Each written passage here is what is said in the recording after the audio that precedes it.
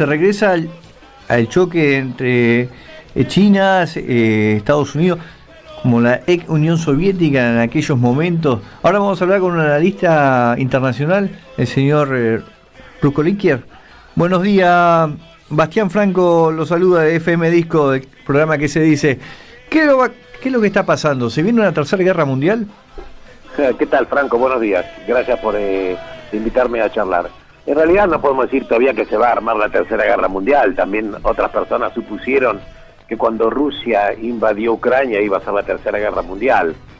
Evidentemente lo que hay es una conformación nueva de un eje de poder que se está acercando cada vez más peligrosamente.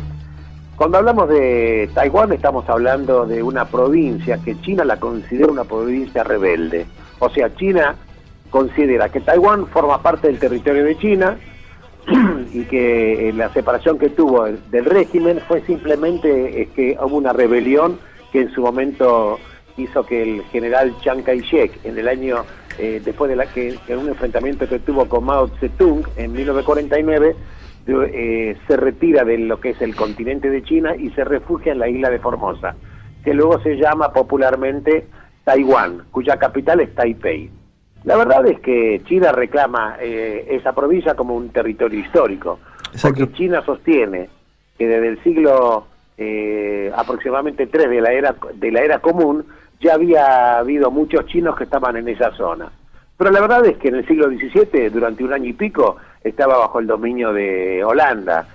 También en su momento esta isla también fue invadida cuando Japón invade China, también estuvo en poder de los japoneses. Pero cuando los japoneses pierden la Segunda Guerra Mundial, Estados Unidos y Rusia habían reconocido que bueno, que China se quede con el territorio, pero esta es la pretensión básicamente que tiene China sobre este territorio. Lo concreto es que hubo un régimen totalmente diferente en Taiwán que en China. En Taiwán rige lo que es el Partido Comunista, que es el amo, dueño y señor absolutamente de todo, y Taiwán se inclinó con el tiempo a un régimen totalmente diferente. A punto tal de que hoy Taiwán, que es para que tengas una idea, perdón, un pequeño territorio, 37.000 kilómetros cuadrados, 23 millones y medio de habitantes, tiene un producto bruto el doble de la República Argentina. Te repito, siendo una isla, 23 millones y medio de habitantes, un territorio de 37.000 kilómetros cuadrados, tiene un PBI que es el doble de la República Argentina. Y aparte, te quiero comentar, la parte económica la vamos a ver después por la implicancia que tiene, es que lo que desató la chispa provoca eventualmente un fuego porque ya había un polvorín. En principio, el polvorín está dado por una competencia y lucha geopolítica de influencia que tiene que tener China en la expansión mundial que tiene. Recordemos a la gente que China es la segunda economía del mundo, tiene un PBI 60% del que tiene Estados Unidos. Para que la gente sepa, Estados Unidos maneja del 20 al 22% del PBI mundial, estamos hablando de algo enorme. Exacto. No obstante, esta competencia por geopolítica y la competencia por mercados también está enfrentando Estados Unidos con China, a pesar de que en el año 1979 Estados Unidos reconoció, cuando estaba Nixon de presidente, que la única China que existe es la China comunista. La verdad que Estados Unidos tiene a Taiwán como aliado estratégico, pero no tiene relaciones diplomáticas oficiales, no lo reconoció como un país oficial. Taiwán está reconocido actualmente solamente por 14 países en todo el mundo, incluyendo el Vaticano, y de América Latina, Sudamérica, el único país que lo tiene reconocido es Paraguay. El resto prácticamente, salvo El Salvador y Guatemala, no lo tienen reconocido. Nicaragua lo tenía reconocido hasta el año pasado y ahora ya dejó de reconocer a Taiwán como China. Por lo tanto, no se puede... es que se gatilló por el viaje de Nancy Pelosi, que es la portavoz del Congreso norteamericano, que había anunciado una visita. Ella había anunciado la visita en el mes de abril de este año, pero había tenido COVID y no viajó. Cuando ella anunció la visita, no había pasado absolutamente nada. Lo que pasa es que ahora, cuando concreta la visita, China puso el grito en el cielo, diciendo que esto es una injerencia de Estados Unidos en la soberanía china, con toda la situación que esto provocó. Y lo que está provocando es que China llamó la semana pasada al embajador norteamericano para pedir explicaciones, y lo mismo hizo Estados Unidos, llamó al embajador chino en Estados Unidos para pedir explicaciones. ¿Por qué? Porque apenas se fue Pelosi de ahí, empezaron ejercicios militares que está realizando China en ese estrecho de Taiwán, que ese estrecho separa China continental de lo que es la isla de Taiwán, con municiones de guerra real, movilizando entre 68 y 100 aviones y decenas de barcos de guerra. La verdad que está prácticamente de alguna manera aislado en este momento Taiwán por estos ejercicios militares con municiones reales, y algunos dicen, no van a hacer cosa, que estos ejercicios militares decidan, como hizo Rusia en su momento, hace poquito, viste que primero estacionó 1 millón de soldados cerca de la frontera de Ucrania y decía que eran ejercicios militares, y luego aprovechó para la invasión. Yo personalmente deseo que la invasión no se concrete, y no creo que se concrete, por motivos que te voy a un poquito explicar. En principio, ya hubieron 3 crisis entre Estados Unidos y China en el siglo XX. La primera crisis fue en el año 54 al 55, que se desató después de la guerra de Corea. ¿Por qué? Porque en ese momento, cuando Estados Unidos estaba enfrentado después de la guerra de Corea, Estados Unidos amenaza a la República China de utilizar armamento nuclear en el caso que le invada. Obviamente China no era potencia nuclear en ese momento. Exacto. La segunda crisis se desata en 1958. Hay otra isla que pertenece a Taiwán, que está muy cerquita de China, que se llama la isla de Quemoy. ¿No es así? Y ahí también empezó un intento de invasión, porque quería aparentemente expulsar a los taiwaneses de esa pequeña isla de Quemoy, que está muy cerca de China, pero en aquel momento el presidente norteamericano Eisenhower, sintiendo que los comunistas, si llegaban a tomar este archipiélago, podían acabar invadiendo Taiwán, entonces decidió apoyar a lo que es Taiwán. Obviamente Estados Unidos movilizó lo que era la 7ª flota de la Marina norteamericana, cuya base está en Japón, y los buques ayudaron al gobierno de Chiang Kai-shek en aquel momento a proteger las líneas de suministro.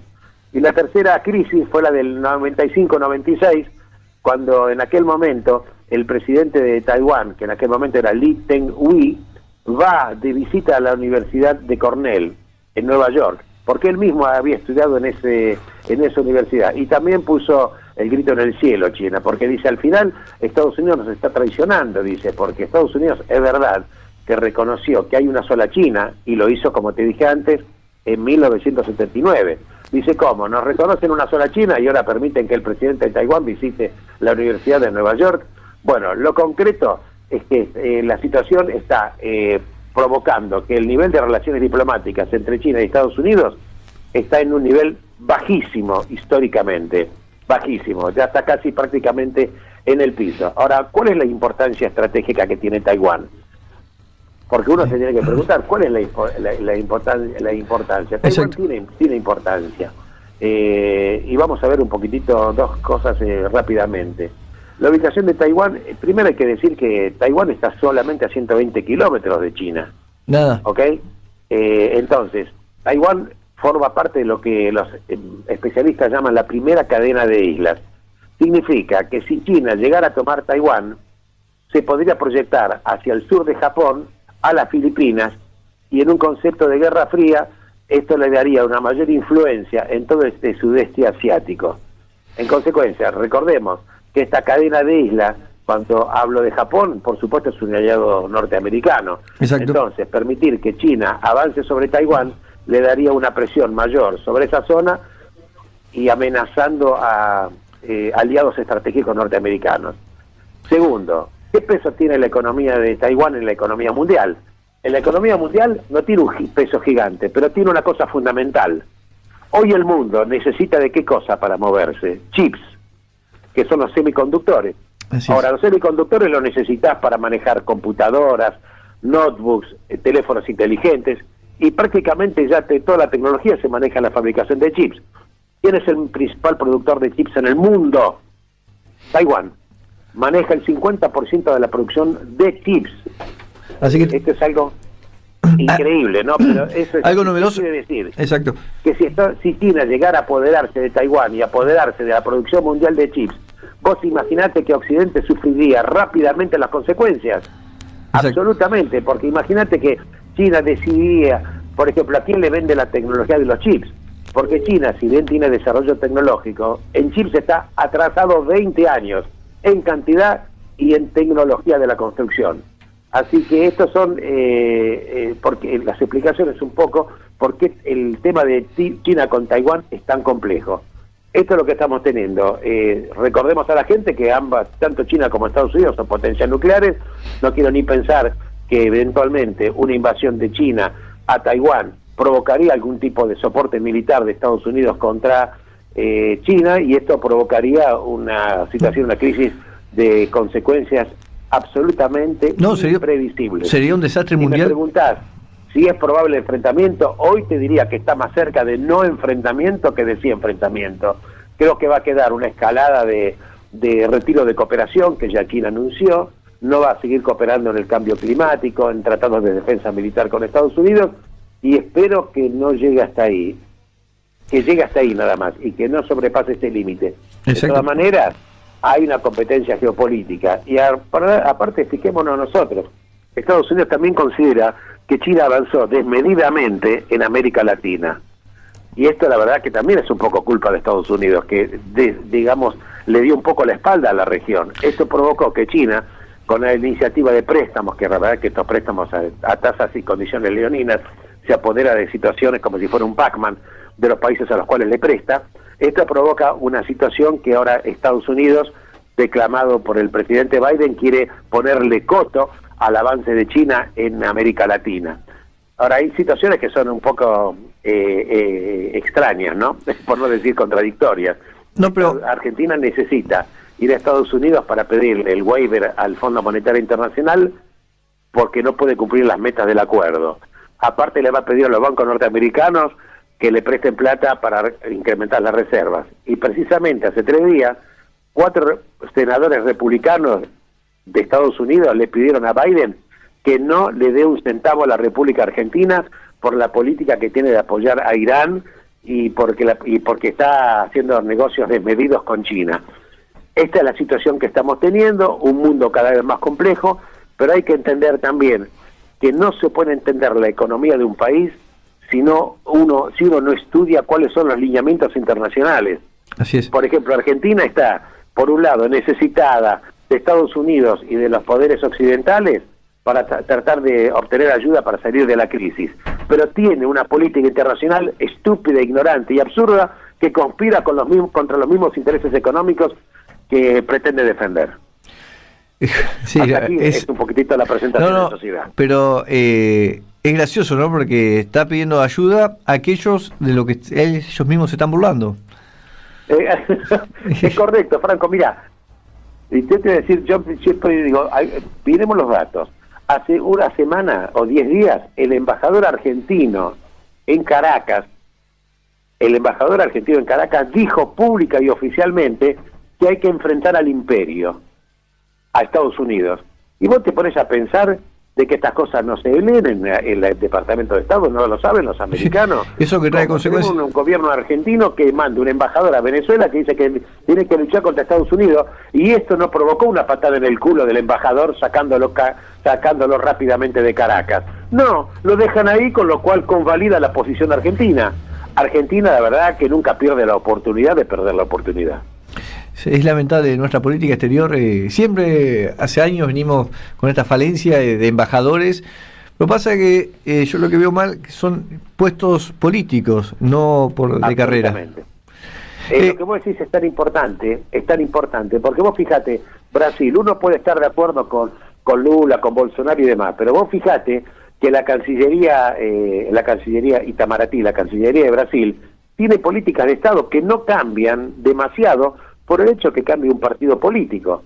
Y si vos además le pones en un país un canciller que es un ignorante, y tenés la conducción política es la verdad gente que tiene una intelectualidad tendiendo a cero, entonces, y pones encima embajadores que digamos golpean el bombo en una unidad básica del partido que sea, y eso lo tenés de embajadores, entonces vos ponete a pensar que el desastre está ahí servido. ¿No es así? El desastre está servido. Hay que entender que los países necesitan relaciones internacionales y hay que ser inteligente, porque la verdad que los países tienen intereses y Argentina no cuida los intereses que le pueden ayudar a salir un poco de este enorme problema económico que tiene.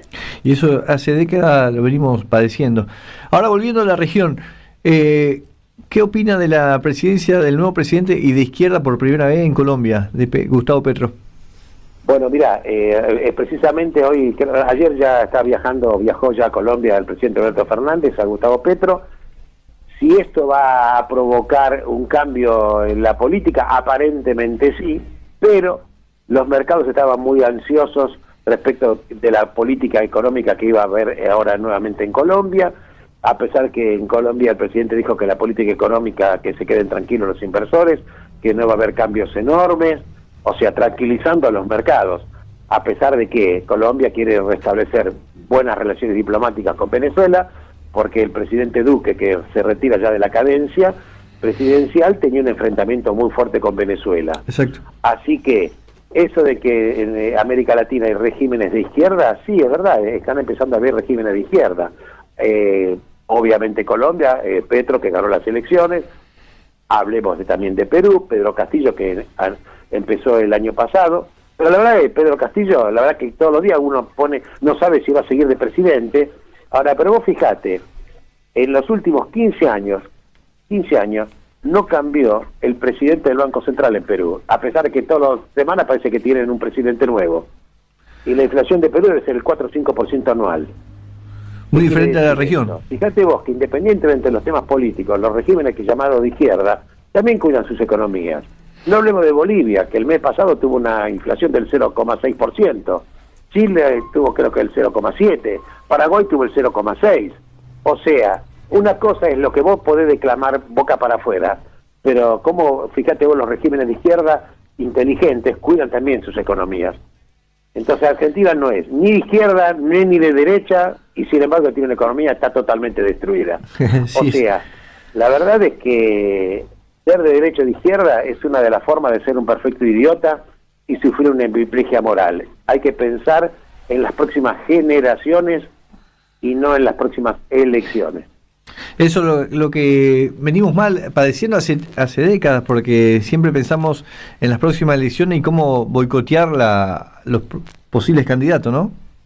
Absolutamente. Yo creo que tenemos una compulsión de destrucción. Los argentinos tenemos una compulsión de destrucción y no queremos entender que el mundo hoy no es ni siquiera el mismo mundo de hace 50 años.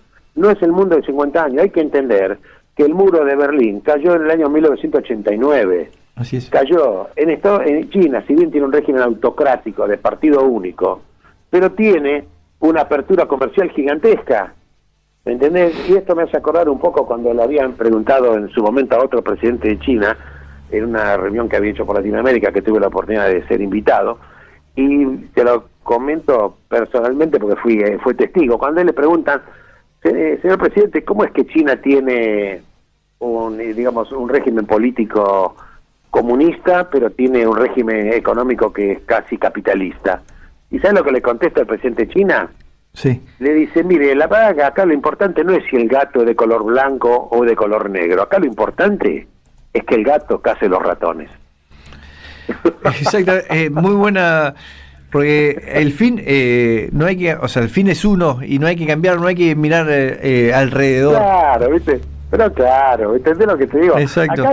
Acá, por ejemplo, estamos en la calle inundados con la gente que toca el bombo, gritando consignas que no son absolutamente para nada, porque ¿quién se las cree? El mundo, mira que yo viajo por todo el mundo permanentemente por mi profesión, permanentemente. Te puedo hablar de Japón, te puedo hablar de Corea del Norte, que estuve, Corea del Sur, y vos ves las cosas y te das cuenta que lo que se discute en Argentina no existe directamente, estamos todos locos. Claro. ¿Qué posibilidad de que vuelva Lula a gobernar Brasil? Grandes. Las encuestas hasta ahora le están dando una diferencia importante a favor de él. La verdad, así están las cosas, ¿no? Vos sabés cómo goles son amores, hay que ver cuando vengan las elecciones. Pero a los analistas, los encuestadores de opinión, mayoritariamente están diciendo que Lula puede llegar a ser lo más probable el próximo presidente de Brasil. Y para la región, bueno, para la región también es cierto que Lula, cuando estuvo de presidente, sacó de la pobreza a más de 20 millones de personas.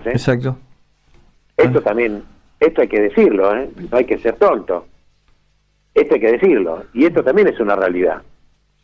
Y Argentina creo que no podemos exhibir sino números crecientes de pobreza a través de los años. En la época del 70, en la época cuando estaba Ilia en el gobierno, en esa época la pobreza estaba entre el 4 y 5%. Fíjate lo que es ahora. 50% lo dejamos ahí, debe ser más. Sí, no, 10 veces más aumentó la pobreza, entonces algo hemos hecho mal los argentinos, ¿no? Lo que sí, yo siempre sigo recriminando que no tenemos una política de continuidad. Siempre vamos sacando todo lo que hizo el anterior y empezamos de cero nuevamente. Y así vamos. ¿Sabes por qué? Es correcto, porque lo que no hay, lo que se denomina, que la gente escucha muchas veces política de Estado. ¿Qué es política de Estado? Los países inteligentes que van adelante establecen 4 o 5 parámetros básicos que no van a cambiar independientemente del gobierno que esté de turno. Por ejemplo, vos no podés decir, mi política de Estado es proteger el capital privado, por ejemplo. Mi política de Estado es proteger derechos humanos. Mi política de Estado es, por ejemplo, que el déficit fiscal, por ejemplo, no puede exceder del 2-3% anual, por ejemplo.